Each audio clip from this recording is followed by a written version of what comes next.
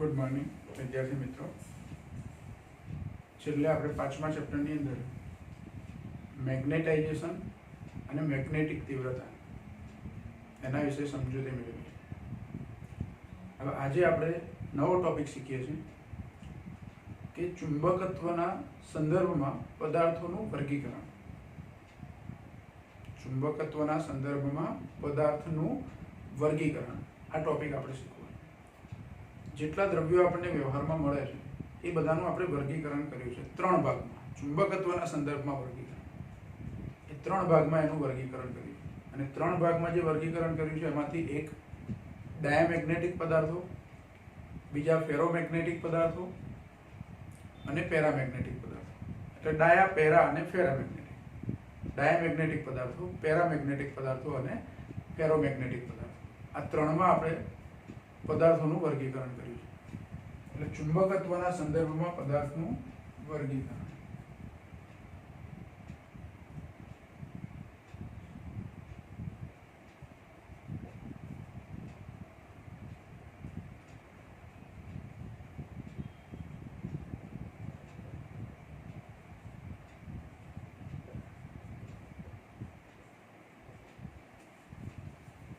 અને ત્રણ ભાગમાં એ પદાર્થોને આપણે વહેંચેલા છે। તો ત્રણેય પદાર્થોની લાક્ષણિકતાઓ આપણે શીખીશું કે આ કયો પદાર્થ ડાયામેગ્નેટિક કહેવાય, કયો પદાર્થ પેરામેગ્નેટિક કહેવાય, કયો પદાર્થ ફેરોમેગ્નેટિક કહેવાય અને એના લાક્ષણિકતાઓ આપણે ચર્ચીશું। તો જો ત્રણ ભાગમાં એનું જે વર્ગીકરણ કરેલું છે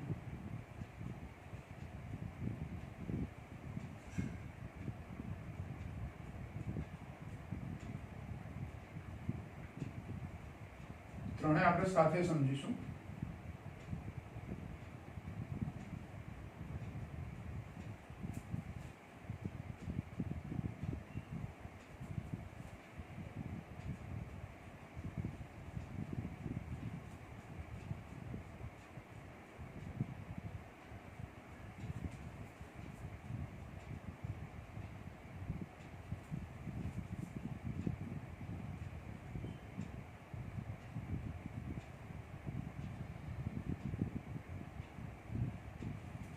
ત્રણ ભાગમાં એનું જે વર્ગીકરણ કર્યું છે એમાં પહેલા પદાર્થો લઈશું આપણે ડાયામેગ્નેટિક।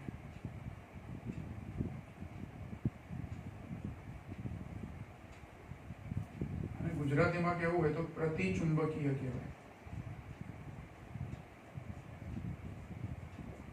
પ્રતિચુંબકીય પદાર્થો।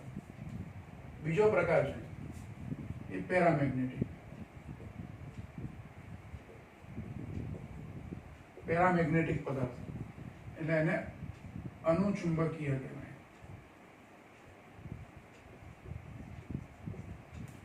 અને ત્રીજા છે ફેરોમેગ્નેટિક।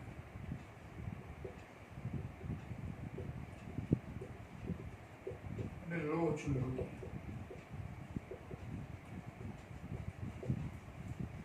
ત્રણ ભાગમાં એનું વર્ગીકરણ કરેલું છે। હવે આપણને એવું થાય કે ડાયામેગ્નેટિક પદાર્થો કોને કહીશું? તો જે પદાર્થો ડાયામેગ્નેટિક છે એના પરમાણુઓ, ડાયામેગ્નેટિક પદાર્થના પરમાણુઓ, આમ તો બધા પદાર્થના પરમાણુઓમાં બાહ્ય કક્ષામાં ઇલેક્ટ્રોનનું ભ્રમણ થતું હોય આપણને ખબર છે। જેમ સૂર્યની આસપાસ પૃથ્વી ગતિ કરે છે તો પૃથ્વીની બે પ્રકારની ગતિ છે। સૂર્યની આસપાસ પૃથ્વીની બે પ્રકારની ગતિ છે। એક તો કક્ષીય ગતિ, કક્ષામાં જે ગતિ કરે છે તે, અને બીજી એની ધરી પર એનું જે ભ્રમણ થાય છે તે, એને સ્પિન ગતિ કહેવાય। તો ન્યુક્લિયસની આસપાસ ઇલેક્ટ્રોન પણ આ બે પ્રકારની ગતિ કરે છે। એક કક્ષામાં ગતિ કરે છે એની કક્ષીય ગતિ, અને બીજી એની ધરી પર ઇલેક્ટ્રોન પણ પૃથ્વીની માફક ધરી પર એનું ભ્રમણ થાય એ એની સ્પિન ગતિ। એટલે બે પ્રકારની ગતિ હોય ઇલેક્ટ્રોન। તો ડાયામેગ્નેટિક પદાર્થના જે પરમાણુઓ છે એની અંદર ઇલેક્ટ્રોનની આ જે બે પ્રકારની ગતિઓ છે, કક્ષીય ગતિ અને સ્પિન ગતિ, આ બે ગતિને અનુરૂપ એની ડાયપોલ મોમેન્ટ પરસ્પર વિરુદ્ધ હોય।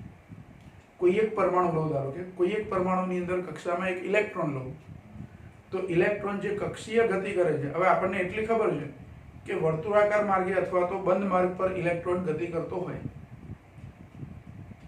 બંધ માર્ગ પર કોઈ વિદ્યુત ભારિત કણ ગતિ કરતો હોય તો એ ગતિને લીધે વિદ્યુત પ્રવાહ રચાય, એટલે કે પ્રવાહ ગાળો રચાય, આવું આપણે જાણીએ છીએ. અને એ જે પ્રવાહ ગાળો રચાય છે એ પ્રવાહ ગાળાને કારણે એને ચુંબકીય ડાયપોલ મોમેન્ટ હોય, એ પણ આપણને ખબર છે. તો કક્ષીય ગતિને અનુરૂપ જે પ્રવાહ ગાળો રચાયો હોય એને લીધે એની ચુંબકીય ડાયપોલ મોમેન્ટ ધારો કે એક દિશામાં છે. અને પેલી બીજી ગતિ કઈ છે? સ્પિન ગતિ. સ્પિન ગતિ એવી રીતે થતી હોય, બે રીતે શક્ય હોય, કાં તો આમ સમઘડી અથવા વિષમઘડી. તો કોઈ એક દિશામાં સ્પિન ગતિ થતી હોય તો એ સ્પિન ગતિને કારણે પણ પ્રવાહ ગાળો મળે, અને એ પ્રવાહ ગાળો પહેલા જે કક્ષીય ગતિને લીધે જે પ્રવાહ ગાળો મળે છે એની વિરુદ્ધ મળતો હોય. એટલે ચુંબકીય ડાયપોલ મોમેન્ટ કક્ષીય ગતિને કારણે જે દિશામાં મોમેન્ટ મળે છે એનાથી વિરુદ્ધ મળતી હોય અને મૂલ્યો સરખા હોય, એટલે પરિણામી ડાયપોલ મોમેન્ટ શૂન્ય હોય. એક પરમાણુની વાત કરું છું, એવું દરેક પરમાણુમાં. કયા પદાર્થમાં? ડાયામેગ્નેટિક પદાર્થમાં. એટલે ડાયામેગ્નેટિક પદાર્થના પરમાણુઓ કાયમી ચુંબકીય ડાયપોલ મોમેન્ટ ધરાવતા નથી, એટલે કે એને કોઈ ચુંબકીય ડાયપોલ મોમેન્ટ હોતી નથી પરમાણુને. એ ડાયામેગ્નેટિક પદાર્થનો નમૂનો કોઈ જગ્યાએથી તમે લો, એની અંદર સમજો કે 50,000 પરમાણુઓ છે, તો એક પણ પરમાણુ એવો નથી કે જેને ચુંબકીય ડાયપોલ મોમેન્ટ હોય. તો આખા ટુકડામાં રહેલા બધા જ પરમાણુઓની ડાયપોલ મોમેન્ટનો સરવાળો કરવા જઈએ તો 0 વત્તા 0 વત્તા 0 વત્તા 0, બધા જ પરમાણુ માટે 0 છે. એટલે સંપૂર્ણ આખો ટુકડો જે થયો એની ડાયપોલ મોમેન્ટ પણ શું થાય? શૂન્ય થાય. એટલે આ ડાયામેગ્નેટિક પદાર્થના પરમાણુ એવા છે. એટલે વ્યાખ્યા જો આપવી હોય તો આપણે એવી રીતે આપી શકીએ કે જે પદાર્થના પરમાણુ કાયમી ચુંબકીય ડાયપોલ મોમેન્ટ ધરાવતા નથી તેવા પદાર્થને શું કહેવાય? ડાયામેગ્નેટિક પદાર્થ કહેવાય. આપણને એવું થાય કે કાયમી ચુંબકીય ડાયપોલ મોમેન્ટ કેમ નથી ધરાવતા?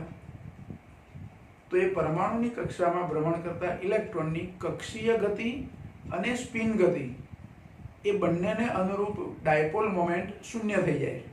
એટલે કે એકની ડાયપોલ મોમેન્ટ છે, બીજાની ડાયપોલ મોમેન્ટ પરસ્પર વિરુદ્ધ દિશામાં છે. કક્ષીય ગતિને અનુરૂપ ડાયપોલ મોમેન્ટ, સ્પિન ગતિને અનુરૂપ ડાયપોલ મોમેન્ટ એ પરસ્પર વિરુદ્ધ દિશામાં ગોઠવાયેલી હોય, એટલે એની પરિણામી ડાયપોલ મોમેન્ટ શું થાય? શૂન્ય થાય. તો એવા પદાર્થોને ડાયામેગ્નેટિક પદાર્થો કહેવાય. એટલે એની વ્યાખ્યા આપણે લખી લઈશું. ડાયામેગ્નેટિક પદાર્થ કે જે પદાર્થના પરમાણુઓ કાયમી ચુંબકીય ડાયપોલ મોમેન્ટ ધરાવતા નથી તેવા પદાર્થને ડાયામેગ્નેટિક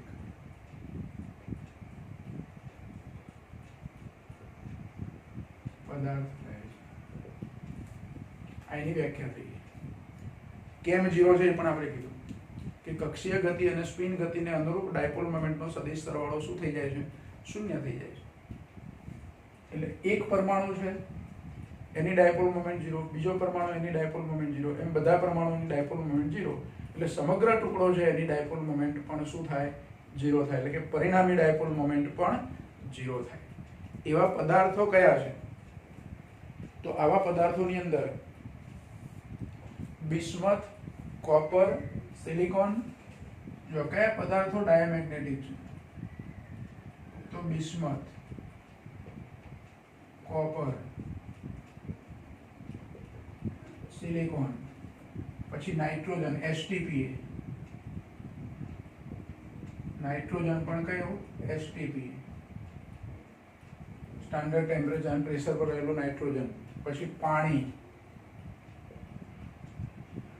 સોડિયમ ક્લોરાઇડ એટલે કે NaCl વગેરે. આ ડાયામેગ્નેટિક પદાર્થોના ઉદાહરણ છે. 2-3 નામ તમારે યાદ રાખવા પડશે. કોઈ વખતે MCQમાં પૂછી શકાય કે નીચેના પૈકી કયો પદાર્થ ડાયામેગ્નેટિક છે? તો 4 ઓપ્શનમાં એક ઓપ્શન આમાંથી કોઈ તમને આપી દો હોય, બીજા 3 જુદા આપ્યા હોય, તો તમને એવી ખબર હોવી જોઈએ કે ડાયામેગ્નેટિક પદાર્થો કયા છે, પેરામેગ્નેટિક પદાર્થો કયા છે, ફેરોમેગ્નેટિક પદાર્થો કયા છે? ત્રણેય આવશે આપણે એના. તો ડાયામેગ્નેટિકમાં આ નામ બધા તમારે યાદ રાખવાના: બિસ્મથ, કોપર, સિલિકોન. હજુ કોઈ પદાર્થ હોય તો લેડ, સીસુ પણ આપ્યું છે આમાં.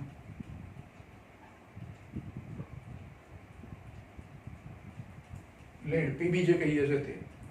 તો આ પદાર્થો ડાયામેગ્નેટિક પદાર્થો છે.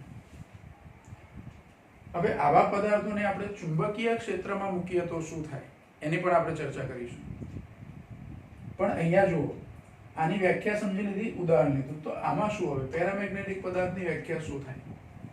તો પેરામેગ્નેટિક પદાર્થમાં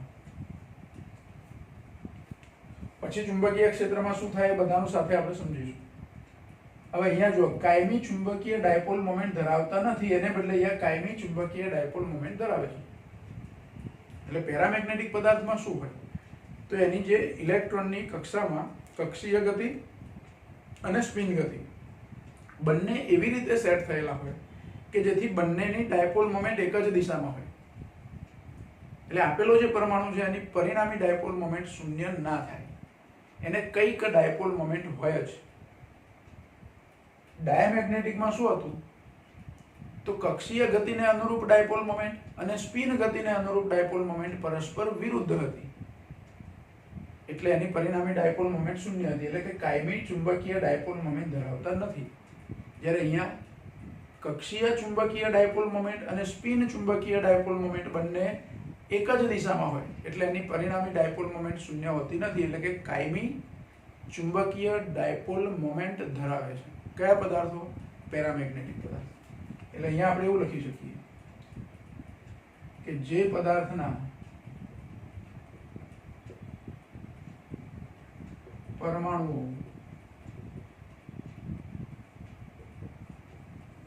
કાયમી ચુંબકીય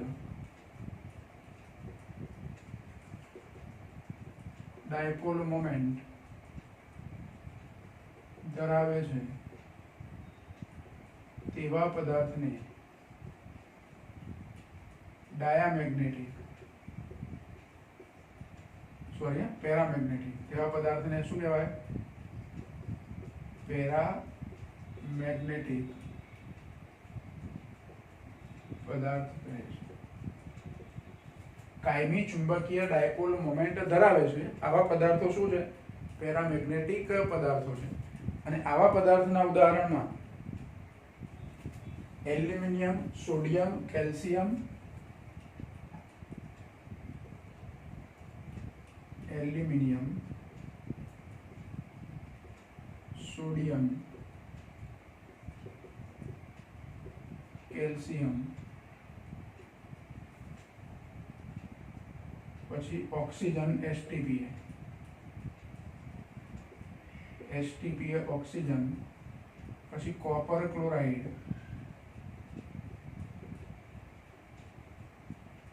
વગેરે પદાર્થો. આવા પદાર્થો કયા છે? પેરામેગ્નેટિક પદાર્થો છે.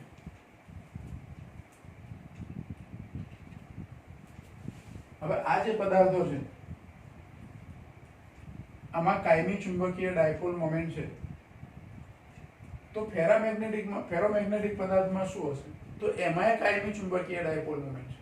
એની વ્યાખ્યા આપી હોય આના જેવી જ થાય કે જે પદાર્થના પરમાણુઓ કાયમી ચુંબકીય ડાયપોલ મોમેન્ટ ધરાવે છે તેવા પદાર્થને ફેરોમેગ્નેટિક પદાર્થો કહેવાય. પેરામેગ્નેટિક આ જ વ્યાખ્યા અને ફેરોમેગ્નેટિકની પણ આ જ વ્યાખ્યા. તો પછી જુદા કેમ? તો એક ફરક છે આ બેમાં. પેરામેગ્નેટિક પદાર્થો છે એના પરમાણુઓ સ્વતંત્ર રીતે ચુંબકીય ડાયપોલ મોમેન્ટ બધી અલગ અલગ દિશામાં હોય. દાખલા તરીકે એનો પેરામેગ્નેટિક પદાર્થનો એક ટુકડો, એટલે ધારો કે એલ્યુમિનિયમનો એક ટુકડો છે, તો એનો એક પરમાણુ છે એની ચુંબકીય ડાયપોલ મોમેન્ટ ધારો કે આ દિશામાં છે, બીજા કોઈ પરમાણુની ચુંબકીય ડાયપોલ મોમેન્ટ આવી દિશામાં છે, ત્રીજા કોઈ પરમાણુ માટે ધારો કે આ રીતે છે, કોઈ પરમાણુ આવી રીતે છે. એટલે અલગ અલગ દિશામાં સ્વતંત્ર રીતે એની ચુંબકીય ડાયપોલ મોમેન્ટ, દરેક પરમાણુ એકબીજાથી સ્વતંત્ર છે, ડાયપોલ મોમેન્ટના સંદર્ભમાં એ ગોઠવાયેલો છે સ્વતંત્ર રીતે, અલગ અલગ આવી રીતે ગોઠવાયેલા. જ્યારે ફેરોમેગ્નેટિક પદાર્થમાં શું કે એના દરેક પરમાણુ એને કાયમી ચુંબકીય ડાયપોલ મોમેન્ટ તો છે જ, પણ નજીકના અમુક પરમાણુઓ એની ચુંબકીય ડાયપોલ મોમેન્ટ એક જ દિશામાં હોય, એક જૂથ હોય, જેને ડોમેઇન કહેવાય.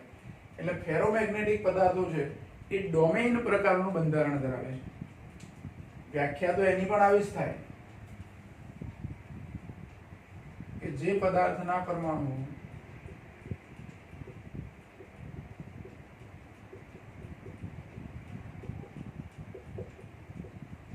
કાયમી ચુંબકીય ડાયપોલ મોમેન્ટ ધરાવે છે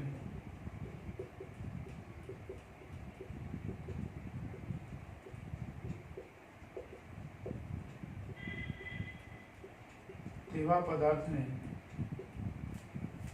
ફેરોમેગ્નેટિક કહેવાય.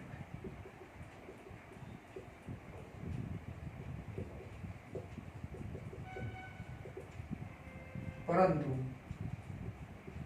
તે એટલે કે ફેરોમેગ્નેટિક પદાર્થો, આપણે ફેરોમેગ્નેટિક પદાર્થ કીધું, પરંતુ ફેરોમેગ્નેટિક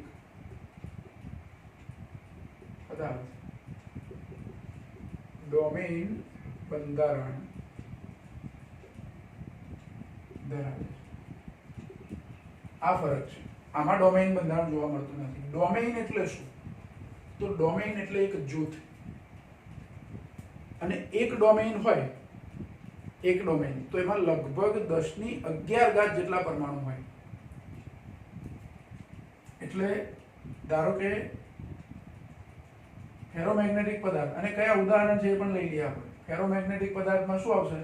તો લોખંડ આવે, નિકલ અને કોબાલ્ટ. બીજા પણ હોઈ શકે, પણ આ 3 ઉદાહરણ આપણે યાદ રાખવું.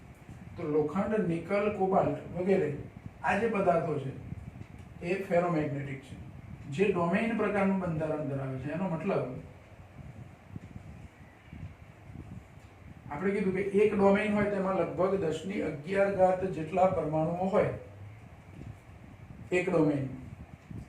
તો એ ડોમેઇનમાં જેટલા પરમાણુ હશે એ બધા પરમાણુની ડાયપોલ મોમેન્ટ કેવી હશે? એક જ દિશામાં આવી રીતે ગોઠવાઈ હશે.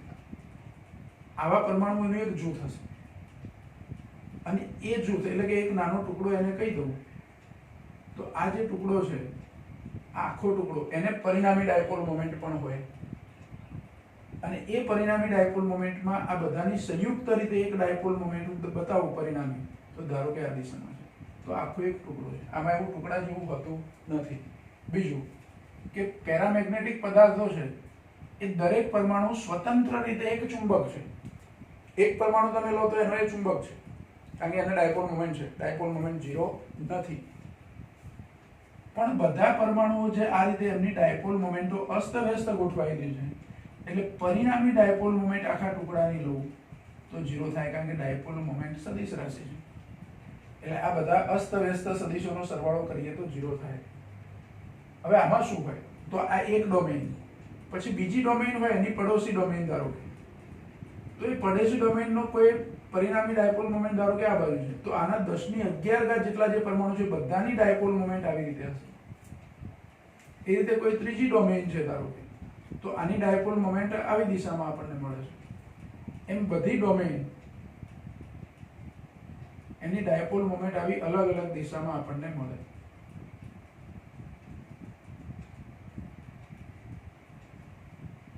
આવી બધી ડોમેઇન હોય.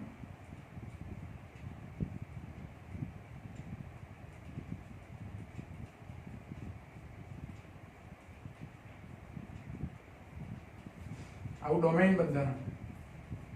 એટલે એક ડોમેઇન ધારો કે આ બાજુ એની ડાયપોલ મોમેન્ટ હોય, તો એની બાજુમાં બીજી કોઈ ડોમેઇન હોય, એની ડાયપોલ મોમેન્ટ આ બાજુ હોય, કોઈની ડાયપોલ મોમેન્ટ આ બાજુ હોય, આ બાજુ હોય, આ બાજુ હોય. આવી અલગ અલગ દિશામાં ડાયપોલ મોમેન્ટો હોય. અને આની પણ પરિણામી ડાયપોલ મોમેન્ટ લો તો આની પણ પરિણામી ડાયપોલ મોમેન્ટ 0 જ થાય. તો આ બેમાં ફરક શું? આમાંય પરિણામી ડાયપોલ મોમેન્ટ 0 છે. આની અંદર પણ કોઈ ટુકડો લો, ધારો કે કોપરનો ટુકડો છે, તો એની પરિણામી ડાયપોલ મોમેન્ટ 0 છે. એટલે બધામાં નોર્મલ કોઈ એક જગ્યાએથી ધારો કે મને કોપરનો એક ટુકડો મળે છે, કોપર એ ડાયમેગ્નેટિક પદાર્થ છે, એ ટુકડાની ડાયપોલ મોમેન્ટ લઉં આખા ટુકડાની, સમગ્ર ટુકડાની, તો 0 છે. પેરામેગ્નેટિક પદાર્થ લઉં, આખા ટુકડાની ડાયપોલ મોમેન્ટ શોધું, તો બધા પરમાણુની ડાયપોલ મોમેન્ટ અસ્તવ્યસ્ત છે એટલે પરિણામી ડાયપોલ મોમેન્ટ 0. પણ દરેક પરમાણુ સ્વતંત્ર રીતે ડાયપોલ છે. આમાં કોઈ પરમાણુ સ્વતંત્ર રીતે ડાયપોલ હોતો નથી. આમાં સ્વતંત્ર રીતે પરમાણુ ડાયપોલ છે પણ ડોમેઇન પ્રકારનું બંધારણ છે. આના કરતા એ રીતે જુદું પડે છે. પણ બધી ડોમેઇન જે ગોઠવાયેલી છે એ અસ્તવ્યસ્ત છે. એટલે સમગ્ર ટુકડાની પરિણામી ડાયપોલ મોમેન્ટ લઉં તો અહીંયા પણ શું થાય છે?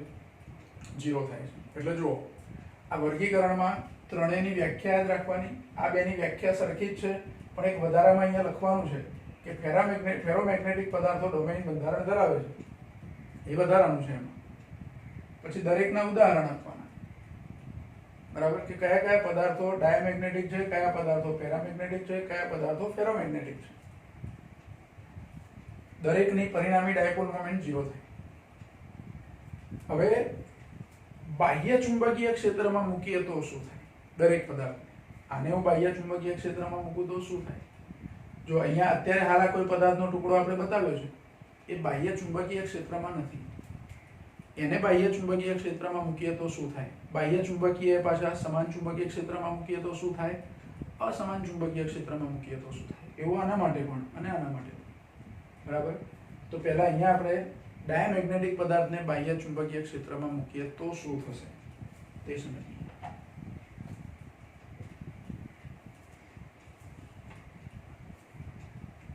ધારો કે આપણને બાહ્ય ચુંબકીય ક્ષેત્ર આપ્યું છે.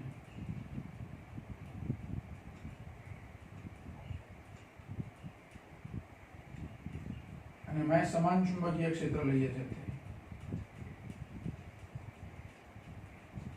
આવું બાહ્ય સમાન ચુંબકીય ક્ષેત્ર આપણને આપ્યું છે. મેં તીરની નિશાની આ બાજુ બતાવી છે, ધન x દિશામાં, એવું સમજો.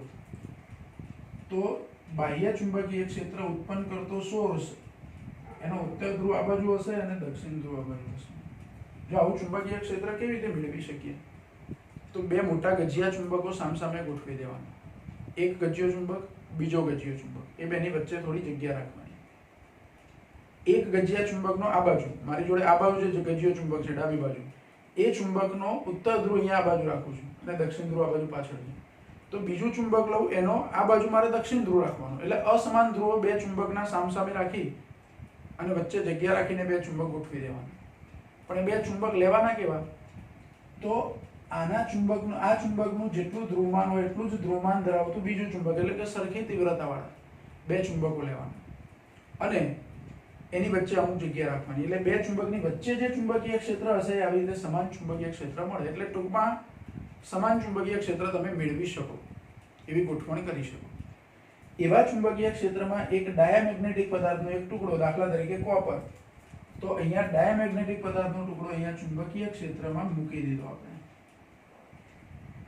આ ડાયામેગ્નેટિક પદાર્થનો, તો આ ટુકડો ચુંબકીય ક્ષેત્રમાં મૂકીએ એટલે શું થાય? તો જે એના પરમાણુઓ જેની કાયમી ચુંબકીય ડાયપોલ મોમેન્ટ 0 હતી, એટલે કે ડાયપોલ મોમેન્ટ નહોતા ધરાવતા, એમાં ડાયપોલ મોમેન્ટ પ્રેરિત થશે. એટલે ધારો કે એક પરમાણુ લો એનો, તો એ ડાયપોલ બની જશે. બીજો પરમાણુ એ ડાયપોલ બની જશે. ક્યારે? બાહ્ય ચુંબકીય ક્ષેત્રમાં મૂકીએ ત્યારે. પણ એ ડાયપોલ બનશે ખરો, પણ એ કઈ દિશામાં ગોઠવાશે એની મોમેન્ટ? તો આ બાહ્ય ચુંબકીય ક્ષેત્ર છે એની વિરુદ્ધ દિશામાં એની ડાયપોલ મોમેન્ટ ગોઠવાય. આખા ટુકડાના બધા જ પરમાણુઓ ડાયપોલ બની ગયા અને કોઈ ચોક્કસ દિશામાં ગોઠવાઈ ગયા. એટલે શું થશે? તો આ જે ટુકડો છે એમાં આ બાજુ બધા પરમાણુઓની પરિણામી ડાયપોલ મોમેન્ટને લીધે આ બાજુ એક ધ્રુવ બનશે. ધારો કે આ બાજુ દક્ષિણ ધ્રુવ બને છે અને આ બાજુ ઉત્તર ધ્રુવ બને. જે બાજુ બાહ્ય ચુંબકીય ક્ષેત્રનો ઉત્તર હોય એ બાજુ ઉત્તર ધ્રુવ બને અને જે બાજુ બાહ્ય ચુંબકીય ક્ષેત્રનો દક્ષિણ હોય એ તરફ દક્ષિણ ધ્રુવ બને. એવી રીતે એની બધી ડાયપોલ ગોઠવાય. એટલે ધારો કે આની ડાયપોલ મોમેન્ટ,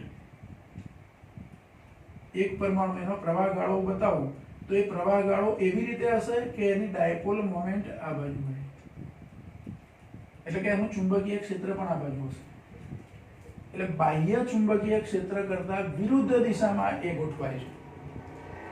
એટલે અંદરના વિસ્તારમાં પરમાણુઓનું જે ચુંબકીય ક્ષેત્ર તૈયાર થશે, ડાયપોલ મોમેન્ટ હોય એટલે ચુંબકીય ક્ષેત્ર ઉત્પન્ન થાય. તો આ જે કોપરનો ટુકડો છે એનું પોતાનું જે ચુંબકીય ક્ષેત્ર ઉત્પન્ન થશે એ બાહ્ય ચુંબકીય ક્ષેત્રની વિરુદ્ધ દિશામાં ઉત્પન્ન થશે.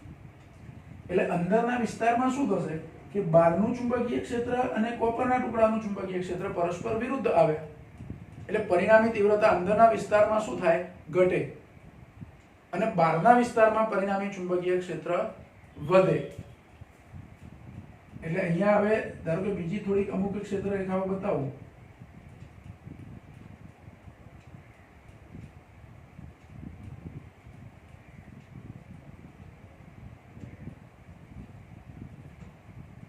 તો આ સેન્ટર પર ક્ષેત્રરેખા છે ઠીક છે, પણ બીજી બધી ક્ષેત્રરેખાઓ છે એ શું થશે?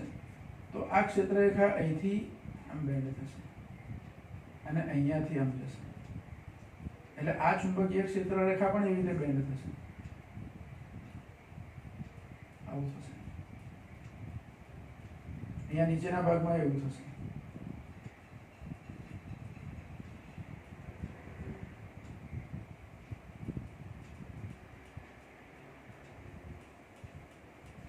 એટલે અંદરના વિસ્તારમાં ચુંબકીય ક્ષેત્રરેખાઓ વચ્ચેનું અંતર ઓછું થશે. એટલે કે તીવ્રતા ઘટે. ડાયામેગ્નેટિક પદાર્થને જ્યારે બાહ્ય ચુંબકીય ક્ષેત્રમાં મૂકીએ ત્યારે એની અંદરના વિસ્તારમાં ચુંબકીય ક્ષેત્રની તીવ્રતા ઘટે છે અને બહારના વિસ્તારમાં ચુંબકીય ક્ષેત્રની તીવ્રતા વધે છે.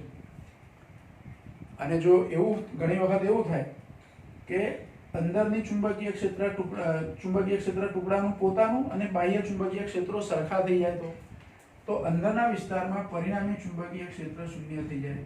એટલે અંદર કોઈ ક્ષેત્રરેખા તમને જોવા મળે નહીં. અંદરના વિસ્તારમાં કોઈ ક્ષેત્રરેખા જોવા ના મળે. બધી ક્ષેત્રરેખાઓ બહાર ધકેલાઈ ગઈ.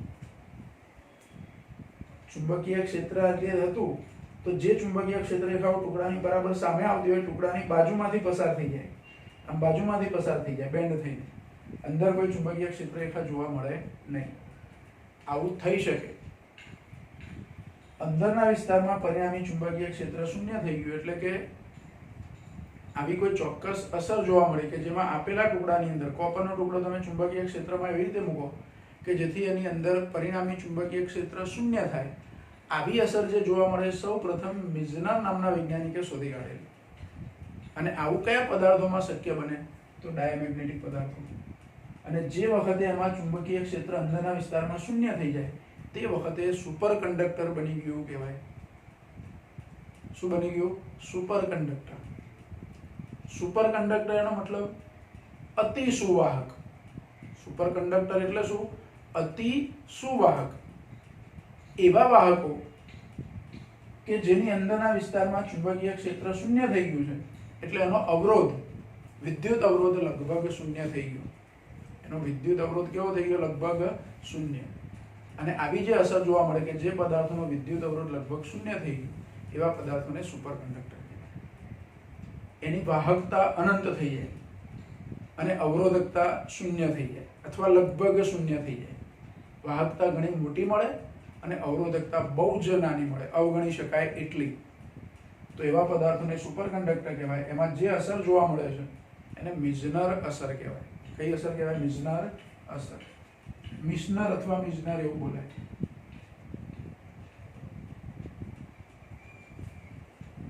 તમે એવું વિચારો કે મારે પેરામેગ્નેટિક પદાર્થ એટલે કે એલ્યુમિનિયમને સુપર કંડક્ટર બનાવવું છે, કદી ના બને. ડાયામેગ્નેટિક પદાર્થોમાંથી જ સુપર કંડક્ટર બનાવી શકાય. અત્યારે હાલ આપણે ધારો કે સુપર કંડક્ટર બનાવવું છે તો એવી પરિસ્થિતિ ઉત્પન્ન કરવી પડે કે એની અંદરના વિસ્તારમાં ચુંબકીય ક્ષેત્ર શું થાય? શૂન્ય. અને ખૂબ જ નીચા તાપમાને મળે. તાપમાન પણ કેવું રાખવું પડે? ઘણું જ નીચું. એટલું તાપમાન પ્રયોગશાળામાં આપણે હજુ 0 કેલ્વિનથી થોડુંક જ વધારે તાપમાન. હવે એવા સુપર કંડક્ટરો વૈજ્ઞાનિક તૈયાર કરી શક્યા છે અમુક પદાર્થના સંયોજનોમાંથી, પણ એ ડાયામેગ્નેટિક. તો એ સંયોજનોમાંથી જે સુપર કંડક્ટર તૈયાર કર્યા છે એને HTS એવું કહેવાય છે, હાઈ ટેમ્પરેચર સુપર કંડક્ટર. એટલે કે ઊંચા તાપમાને મળતા. ઊંચા એટલે કે વાતાવરણના તાપમાન કરતાં તો નીચું, પણ પેલા 0 કેલ્વિન કરતાં ઊંચું, લગભગ 164 કેલ્વિન તાપમાને એવું દ્રવ્ય વૈજ્ઞાનિકો તૈયાર કરી શક્યા છે. 164 કેલ્વિન એટલે આપણા જે ડિગ્રી સેલ્સિયસમાં જે તાપમાન લઈએ છીએ રૂમ ટેમ્પરેચર એનાથી ઘણું નીચું. રૂમ ટેમ્પરેચર એટલે 300 કેલ્વિન તાપમાન છે લગભગ, જ્યારે પેલું 164 કેલ્વિન તાપમાન એટલે નીચું તાપમાન કહેવાય, પણ સુપર કંડક્ટરની બાબતમાં એ ઊંચું તાપમાન કહેવાય. તો એવા સુપર કંડક્ટર તૈયાર કરી શક્યા છે. જ્યારે ભવિષ્યમાં આપણે વાતાવરણના તાપમાને સુપર કંડક્ટરો જો તૈયાર કરી શકીશું તો ઉર્જાના બધા પ્રોબ્લેમ આપણા સોલ્વ થઈ જશે. વિદ્યુત ઉર્જાના જે પ્રોબ્લેમ છે કે ભાઈ આપણે એટલી પૂરતી વીજળી ઉત્પન્ન કરી શકતા નથી જેટલી જરૂર છે એટલી. ખરેખર આપણે જે વીજળી ઉત્પન્ન કરીએ છીએ એમાં અમુક ટકા તો લાઈન લોસ હોય છે. તારના અવરોધને કારણે અમુક ઉર્જા વ્યય પામે છે. આપણે જે તાર વાપરીએ છીએ એ તાર જો સુપર કંડક્ટરમાંથી બન્યા હશે તો એનો અવરોધ 0 હશે, એટલે તારમાં ઉર્જાનો જે વ્યય થાય છે વ્યય થશે નહીં, એટલે ઉર્જા આપણી બચશે, એટલે ઉર્જાના પ્રોબ્લેમ શું થાય સોલ્વ કરી શકાય. પણ એ હજુ ઘણો સમય લાગશે એના માટે. હજુ આપણે 164 કેલ્વિન તાપમાન સુધી પહોંચ્યા છે. 300 કેલ્વિન અથવા એનાથી વધારે કેલ્વિન તાપમાને સુપર કંડક્ટરો આપણને મળી શકે એવા બનાવી શકાય તો આ પ્રોબ્લેમ સોલ્વ થાય. એટલે જો ડાયામેગ્નેટિક પદાર્થને સમાન ચુંબકીય ક્ષેત્રમાં મૂકીએ તો ચુંબકની અંદર જે ડાયપોલ મોમેન્ટ પ્રેરિત થાય છે એ બાહ્ય ચુંબકીય ક્ષેત્રની કઈ દિશામાં પ્રેરિત થાય? વિરુદ્ધ દિશામાં. એટલે આના ઉત્તર અને દક્ષિણ ધ્રુવો બાહ્ય ચુંબકીયના ઉત્તર તરફ ઉત્તર ધ્રુવ બને, બાહ્ય ચુંબકીયના દક્ષિણ તરફ દક્ષિણ ધ્રુવ બને. એટલે હવે જો અહીંયા ઉત્તર ઉત્તર વચ્ચે કયું બળ લાગે? આ દક્ષિણ દક્ષિણ વચ્ચે અપાકર્ષણ, આ બાજુ ઉત્તર ઉત્તર વચ્ચે અપાકર્ષણ. એટલે ચુંબકીય ક્ષેત્રમાં ડાયામેગ્નેટિક પદાર્થો અપાકર્ષણ બળ અનુભવે. પણ અહીંયા દક્ષિણ ધ્રુવ પર લાગતું અપાકર્ષણ બળ, ઉત્તર ધ્રુવ પર લાગતું અપાકર્ષણ બળ સમાન ચુંબકીય ક્ષેત્ર છે, એટલે બે અપાકર્ષણ બળો સરખા છે. આ ટુકડો આમ પણ ના જઈ શકે આના અપાકર્ષણને કારણે, અથવા આના અપાકર્ષણને કારણે આમ પણ ના જઈ શકે, કારણ કે બંને ધ્રુવો પર લાગતું અપાકર્ષણ બળ સરખું અને વિરુદ્ધ દિશાનું છે. પણ અસમાન ચુંબકીય ક્ષેત્રમાં મૂકીએ તો આને એવું અસમાન ચુંબકીય ક્ષેત્રમાં મૂકું તો ધારો કે આવું અસમાન ચુંબકીય ક્ષેત્ર છે,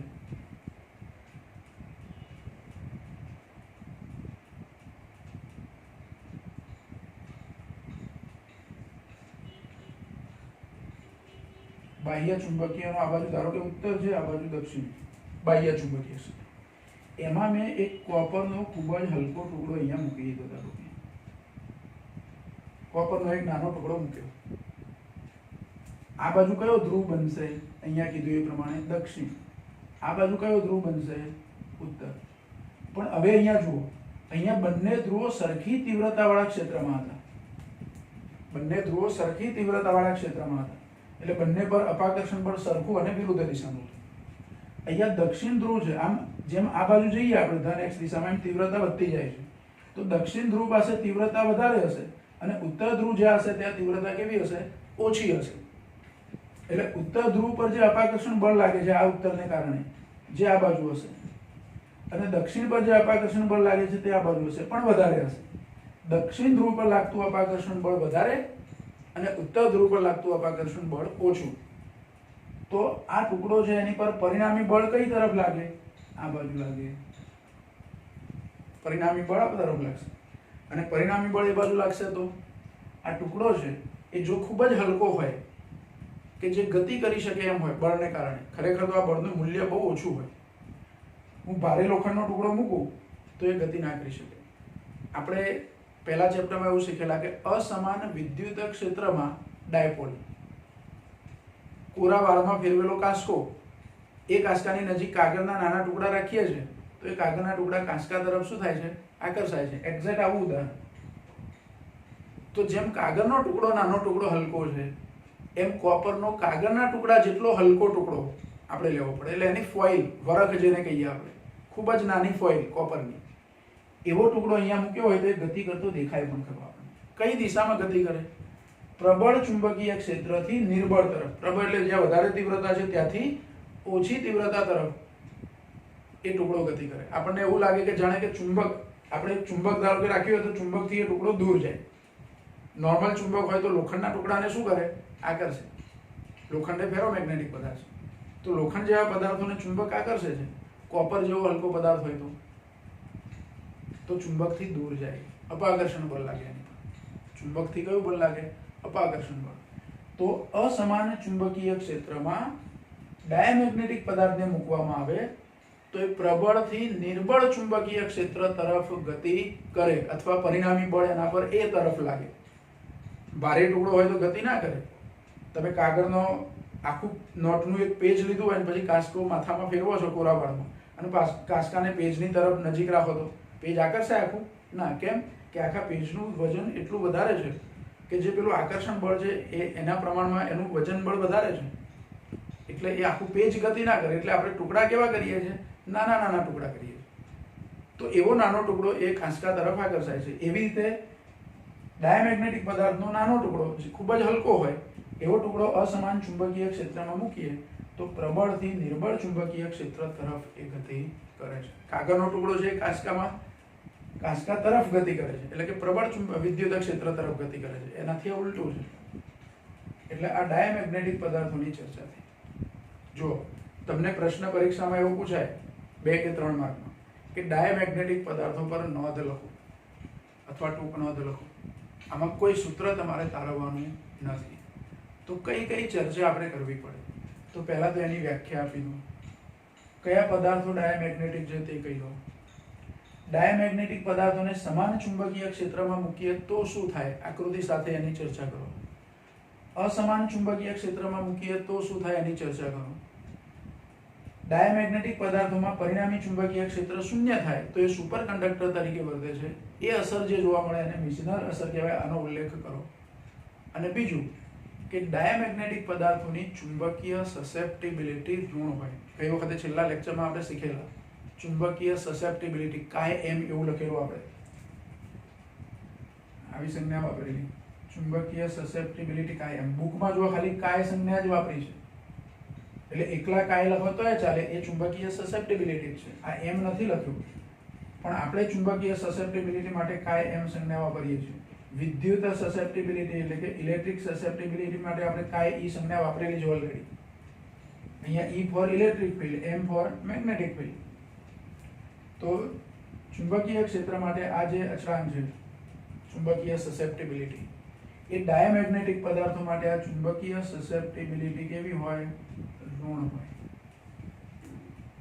ચુંબકીય સસેપ્ટિબિલિટી ડાયામેગ્નેટિક પદાર્થો માટે કેવી હોય? ઋણ. તો આટલી ચર્ચા ડાયામેગ્નેટિક પદાર્થો માટે તમારે કરવી પડે. પહેલા આ પ્રશ્ન બરાબર જોઈ લો ડાયામેગ્નેટિક પદાર્થ વાળો, પછી આગળ આપણે શીખીશું.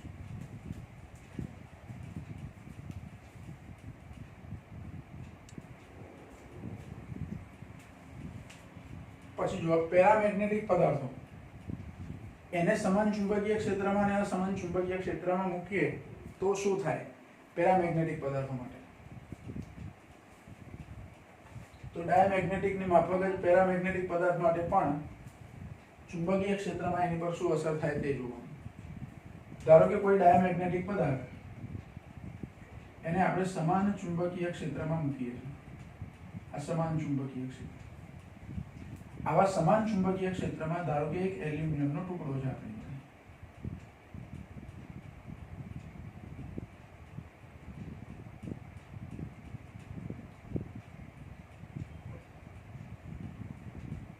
સમાન ચુંબકીય ક્ષેત્રમાં બાહ્ય ચુંબકીય ક્ષેત્રનો ઉત્તર અને બાહ્ય ચુંબકીય ક્ષેત્રનો દક્ષિણ.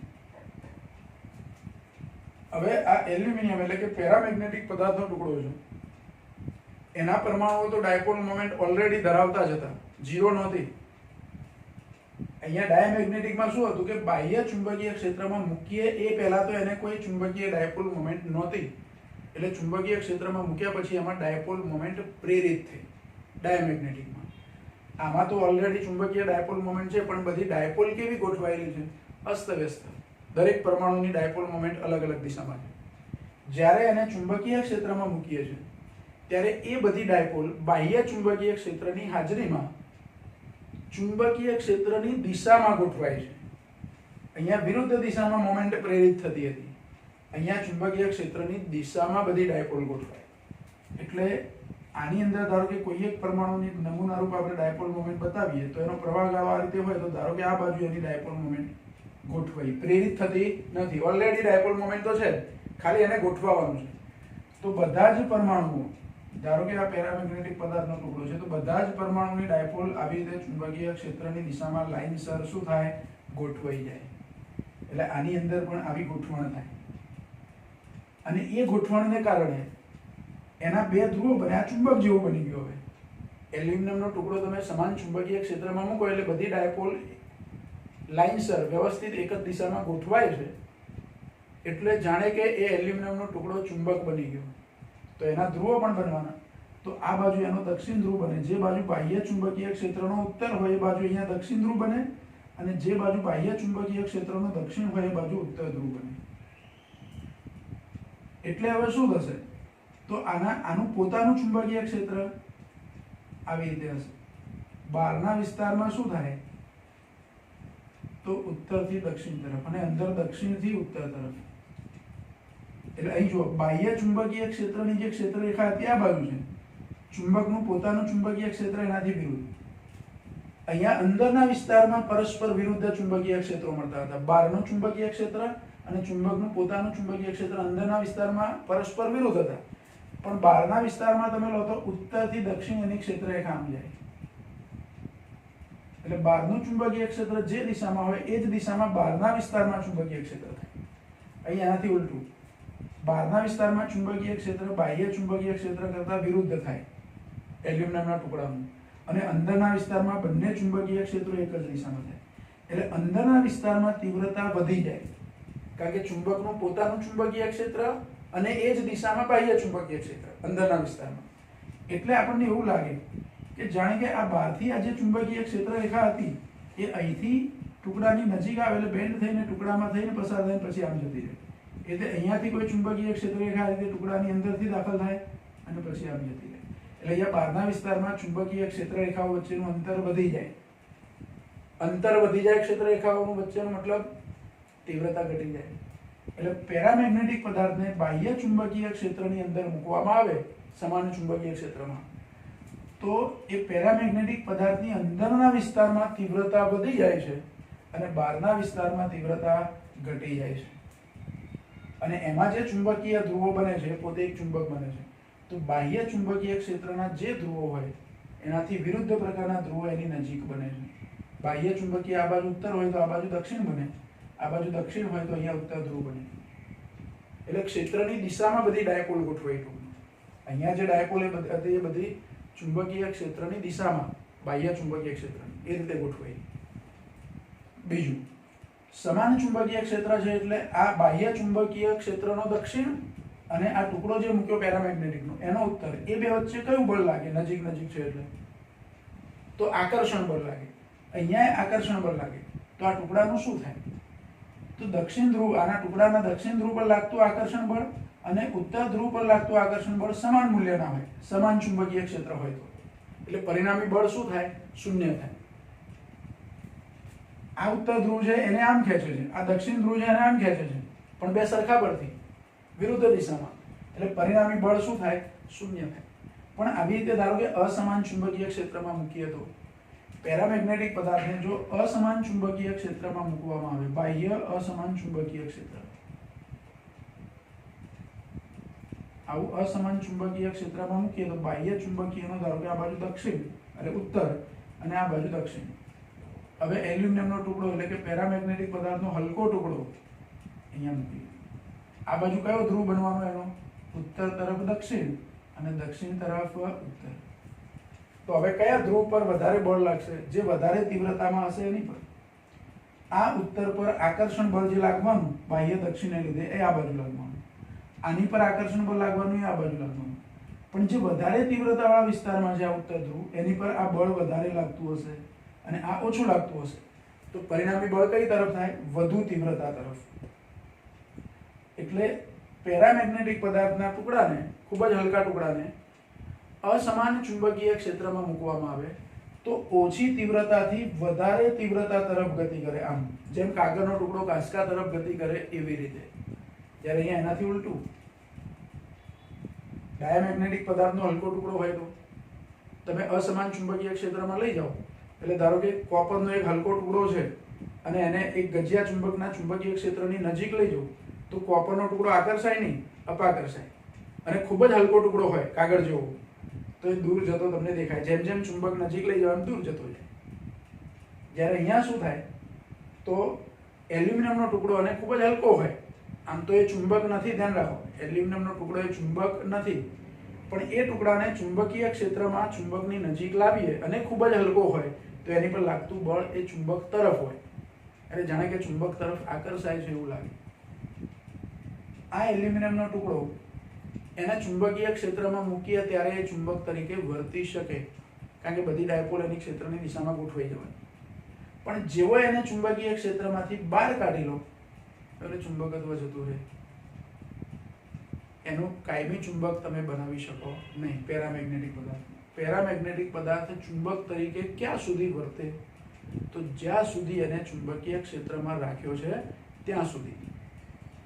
જેવો એને ચુંબકીય ક્ષેત્રમાંથી બહાર કાઢી લો એટલે હતો એવો ને એવો, એટલે કે ચુંબક નથી એ એનો મૂળ ગુણધર્મ પાછો મેળવી લે છે. થોડીક વાર માટે ચુંબક બને છે ક્ષેત્રમાં હોય ત્યાં સુધી, બહાર કાઢી લો એટલે એમાંથી ચુંબકત્વ જતું રહે છે, એટલે કે ચુંબકત્વ જેવું કશું એમાં રહેતું નથી. અને આ જે પેરામેગ્નેટિક પદાર્થો છે એની ચુંબકીય સસેપ્ટિબિલિટી ધન હોય પણ નાની હોય, 0 અને 1 ની વચ્ચે હોય. એટલે આના કાય એમ ધન હોય, આનો કાય એમ કેવા હોય? ધન. કાય એમ ધન છે પણ 0 અને 1 ની વચ્ચે, એટલે કે બહુ નાનું મૂલ્ય હોય. ધન મૂલ્ય પણ ઘણું નાનું, 1 કરતા ઓછું. જ્યારે ડાયામેગ્નેટિક પદાર્થ માટે કાય એમ નું મૂલ્ય ઋણ હોય. કેવું હોય? ઋણ હોય. એટલે જો ડાયામેગ્નેટિક પદાર્થો પર ટૂંકમાં લખવાનું કે તો એટલી ચર્ચા આપણે કરવાની. જે મુખ્ય મુદ્દા છે આવવા જોઈએ, એની વ્યાખ્યા આવવી જોઈએ. કયા ઉદાહરણ છે? સમાન ચુંબકીય ક્ષેત્રમાં શું થાય? મિઝનર અસર એક વાક્યમાં સુપરકન્ડક્ટર માટે લખવાનું. અસમાન ચુંબકીય ક્ષેત્રમાં પરિણામી બળ વધુ પ્રબળથી ઓછા પ્રબળ તરફ અથવા પ્રબળથી નિર્બળ તરફ લાગે અને એની ચુંબકીય સસેપ્ટિબિલિટી ઋણ હોય છે. આટલું કહેવાનું. 2 અથવા 3 માર્કમાં એ પ્રશ્ન તમને પૂછાય. એક્ઝેક્ટ એવી ટૂંકનોંધ પેરામેગ્નેટિક પદાર્થો માટે કે એની વ્યાખ્યા શું, કયા ઉદાહરણ છે, સમાન ચુંબકીય ક્ષેત્રમાં મૂકીએ તો શું થાય, અસમાન ચુંબકીય ક્ષેત્રમાં મૂકીએ તો શું થાય, અને એની ચુંબકીય સસેપ્ટિબિલિટી. જો પેરામેગ્નેટિક પદાર્થો પર તાપમાનની પણ અસર થાય, પણ એની ચર્ચા આપણે નેક્સ્ટ ટાઈમ કરીશું. આના પર તાપમાનની અસર એની ચર્ચા અને ફેરોમેગ્નેટિક પદાર્થોની ચર્ચા એ નેક્સ્ટ ટાઈમ કરીશું. બરાબર? અત્યારે અહીંયા સુધી આપણે સ્ટોપ કરીએ.